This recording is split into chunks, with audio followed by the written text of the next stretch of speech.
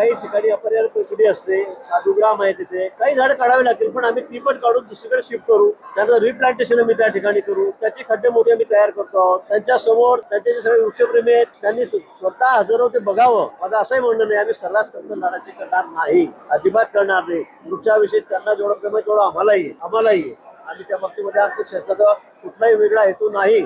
मुख्यमंत्री मोदयांनी मला या बाबतीमध्ये सक्त सूचना दिलेल्या आहेत. झाडं सर्रास तोडायचे नाहीत. जेवढे वाचवता येतील तेवढे 50, 60, 70% वाचवा.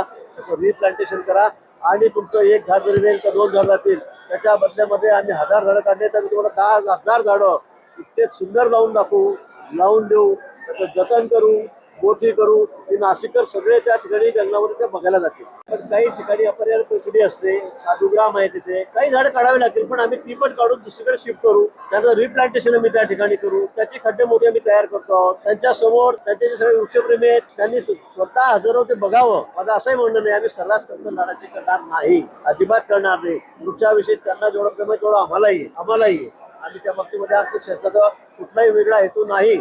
मुख्यमंत्री मोदयांनी मला या बाबतीमध्ये सक्त सूचना दिलेल्या आहेत. झाडं सर्रास तोडायचे नाहीत. जेवढे वाचवता येतील तेवढे 50, 60, 70% वाचवा. त्याचं रिप्लांटेशन करा आणि तुमचं एक झाड जरी जाईल तर 2 झाड जातील.